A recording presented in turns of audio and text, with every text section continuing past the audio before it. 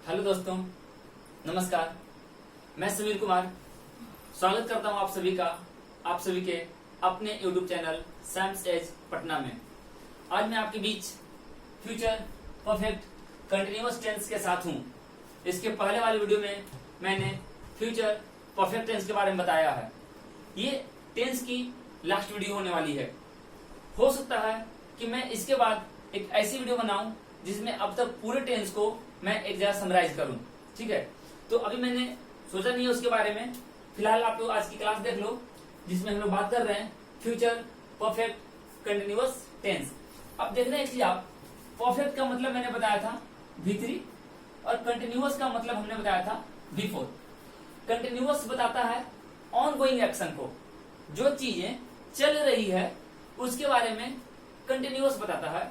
और परफेक्ट में आपने पढ़ा है कि कोई भी वह काम जो अभी अभी खत्म हुआ है उसको हम लोग परफेक्ट के अंदर रखते हैं, है ना। तो देखो, फ्यूचर परफेक्ट कंटिन्यूअस टेंस, तो इसकी आइडेंटिटी क्या होगी, इसकी आइडेंटिटी, ठीक है। तो वर्ब के साथ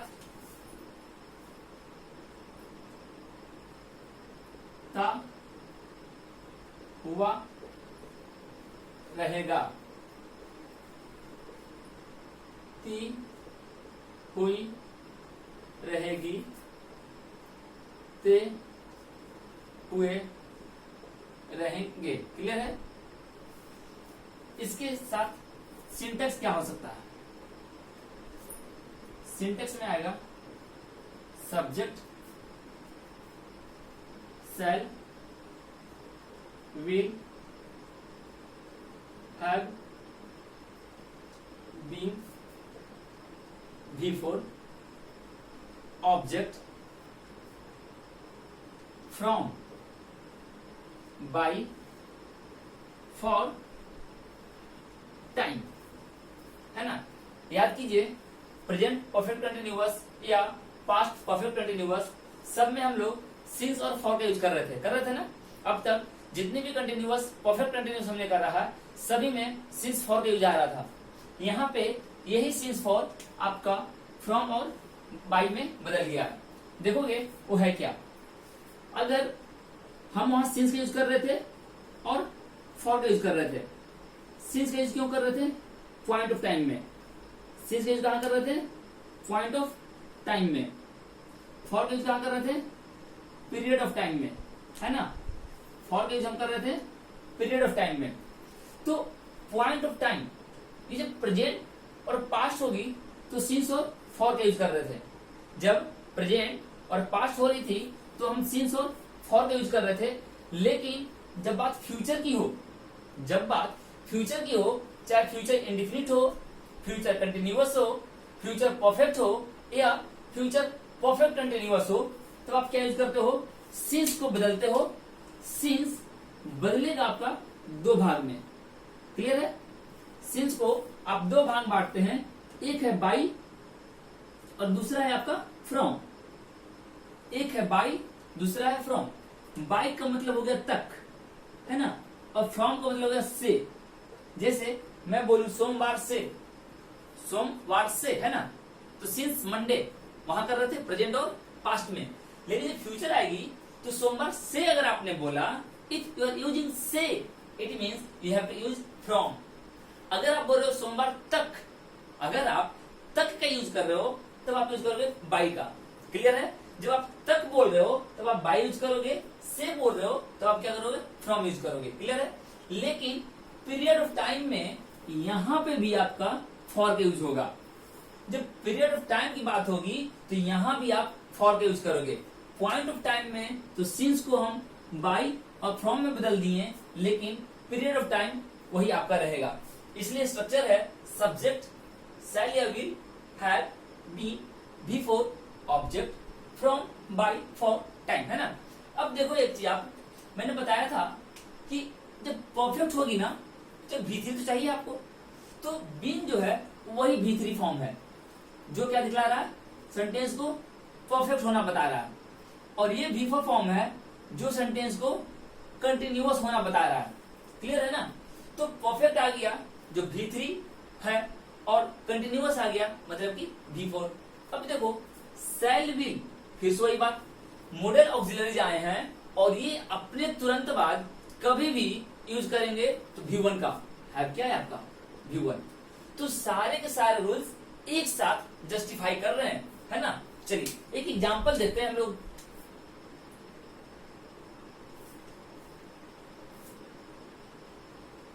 भारत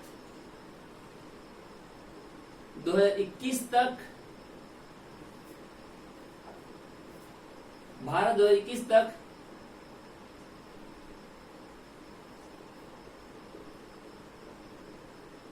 इस तरह के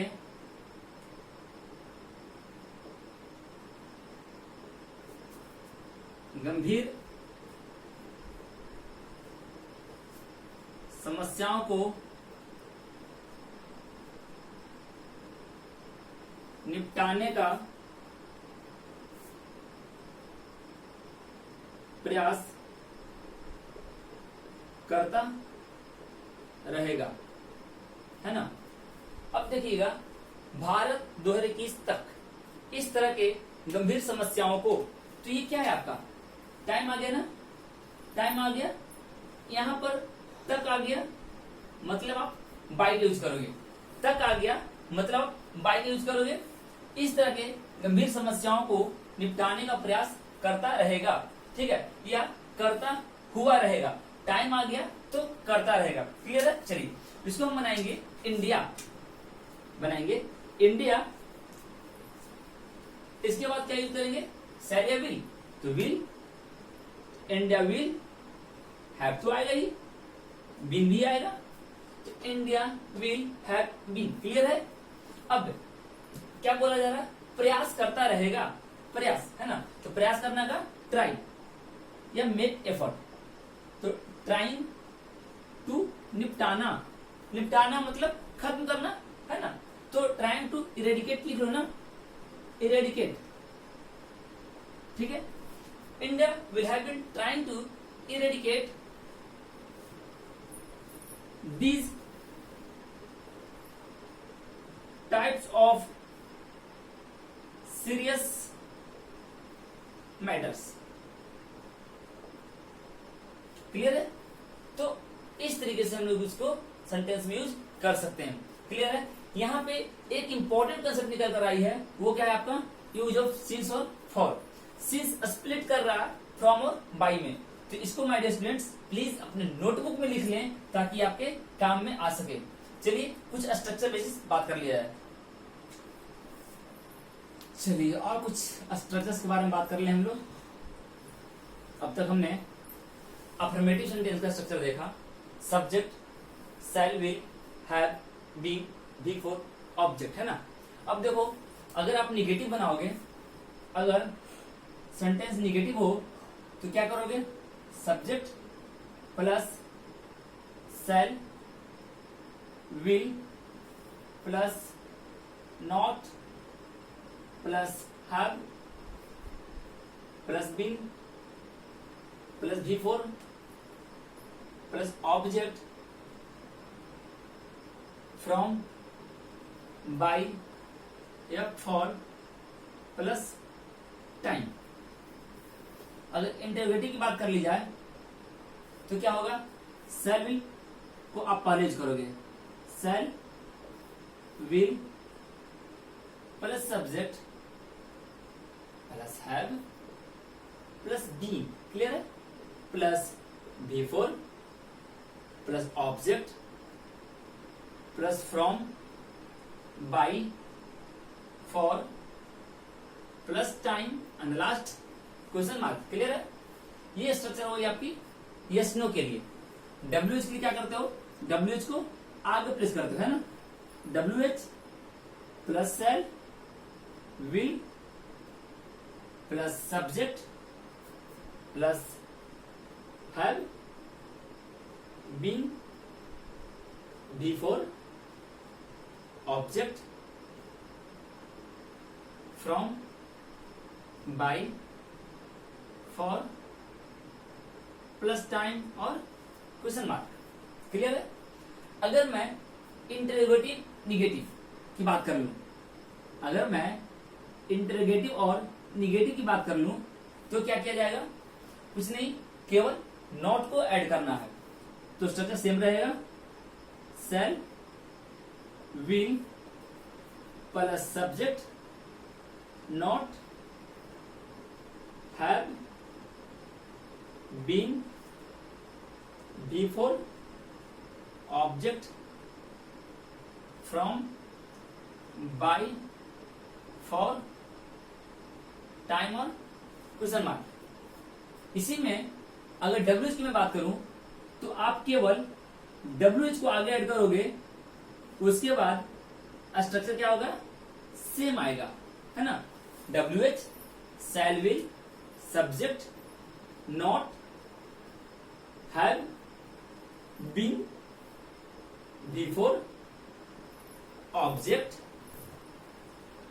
from by for time plus question mark. Clear है। अगर मैं बोलूं कि निगेटिव यूज करना चाहो तो क्या करोगे, मैं बस लिख दे रहा हूं, आप इस तरीके से यूज कर सकते हो, शांट वोंट प्लस सब्जेक्ट है, ठीक है।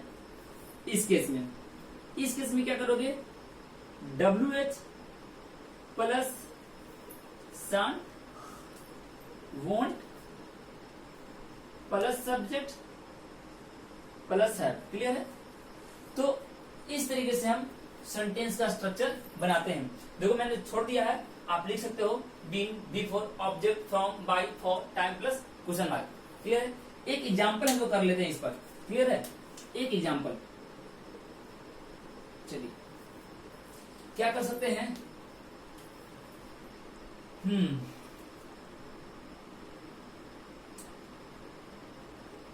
इसमें हम लोग हमारा या हमारे पड़ोसी देश, हमारे पड़ोसी देश, हमारे पड़ोसी देश इस तरह के मुद्दों पर, इस तरह के मुद्दों पर किसी विरोधी देश का समर्थन नहीं करती रहेगी, है ना। तो करती हुई भी डाल लो क्योंकि ये कंटिन्यूअस है ना, करती हुई रहेगी। मतलब कोई भी देश जो विरोधी देश का समर्थन नहीं करना चाहेगा तो कैसे बनाएंगे, हमारे पड़ोसी देश, तो आवर नेबरिंग कंट्री, है ना, our neighbouring country, neighbouring country subject हो गया। एक साथ यूज करोगे विल का, विल हैव बीन, समर्थन है ना, विल हैव, देखो निगेटिव है, माफ करना, निगेटिव है, तो विल क्या आएगा, नॉट, विल का क्या आएगा, देखोगे आप यहाँ पर सब्जेक्ट शैल विल नॉट, है ना, तो शैल विल का क्या आएगा आपका, not, not have been supporting, समर्थन करना, ठीक है, किसी विरोधी देश का, supporting the what, the opposing countries, opposing, the मत कीजिए, इन, है ना, any opposing country on such issues. Clear है। तो इस तरीके से आप सेंटेंस को बना सकते हो। तो मैंने बोला कि सबसे पहले टेंस को समझने के लिए टेंस का पहचान आपको माइंड में होना चाहिए। जरूरी नहीं कि आप उसको हिंदी में एक्सप्रेस करो, आप उसे इंग्लिश में एक्सप्रेस कर सकते हो। मैंने बताया है indefinite, continuous, perfect, perfect continuous, सबका मैंने इंग्लिश में भी बताया है, हिंदी में बताया है। आप चाहो तो उसे बार पूरी तरह से रिवाइज कर लो और छोटे छोटे सेंटेंस उठा उठाकर बनाने की कोशिश करो। जो आपके आसपास चीजें घट रही है उसको आप देखो और वहां से चीजों को उठाओ, लिंक करो और बनाने का कोशिश करो। मैं थोड़ा सा समराइज कर दे रहा हूं यहाँ पर, ठीक है। यहाँ पर मैं 1 मिनट में, मैं ज्यादा वक्त नहीं लूंगा, 1 मिनट में मैं यहाँ पर समराइज कर रहा हूँ कुछ चीजों को। जैसे अब तक आपने टेंस में क्या क्या पढ़ा है ना, तो देखो कभी भी अगर इंडिफिनिट की बात आ रही थी, अगर कभी भी इंडिफिनिट की बात आ रही है तो आप V1 का यूज कर रहे हो, V5 का यूज कर रहे हो, V2 का यूज कर रहे हो, है ना। कंटिन्यूअस की बात आ रही है, कंटिन्यूअस, तो कंटिन्यूअस में आप V4 का यूज कर रहे हो। परफेक्ट आ रही है तो परफेक्ट में आप V3 का यूज कर रहे हो। और अगर परफेक्ट कंटिन्यूअस हो रही है सेंटेंस, मतलब परफेक्ट कंटिन्यूअस हो रही है, तो आप V3 प्लस V4 दोनों का यूज कर रहे हो, है ना। तो देखना जो V1 आ रहा है, कहां कहां V1 आ रहा है, तो V1 का यूज आप कर रहे हो प्रेजेंट में और फ्यूचर में, है ना। V5 का यूज आप कहां कर रहे हो, केवल प्रेजेंट में, और V2 का यूज कहां कर रहे हो, पास्ट में। क्लियर है। और V4 हर जगह आ रहा है, V4 हर जगह आ रहा है, V3 हर जगह आ रहा है। मतलब जहां भी आपने कंटिन्यूअस देखा आप V4 यूज कर रहे हो, जहां भी आपने परफेक्ट देखा आप V3 यूज कर रहे हो, और जहां भी आपने परफेक्ट कंटिन्यूअस देखा आप V3 V4 यूज कर रहे हो। ये चीजें आपको वॉइस करते समय काफी हेल्प करेंगी। इन चीजों का आप सटीक तरीके से माइंड में बनाकर रखिएगा, ये बहुत काम की चीजें हैं। इसके साथ मैं आज की क्लास खत्म करता हूं और ये आपकी 10th चैप्टर जो थी ओवर हो गई है ना। अब मैं मिलूंगा अगले वीडियो में कुछ नए टॉपिक के साथ। तब तक के लिए इजाजत दीजिए, फिर मिलूंगा अगले वीडियो में, ठीक है। तब तक आप इस वीडियो को एंजॉय कीजिए, लाइक कीजिए, शेयर कीजिए, और अगर अब तक आप मेरे चैनल से नए हैं, ज्वाइन नहीं किया है आपने, तो प्लीज सब्सक्राइब कीजिए और अपने दोस्तों के साथ जितना हो सके शेयर करें। Thank you for watching my video.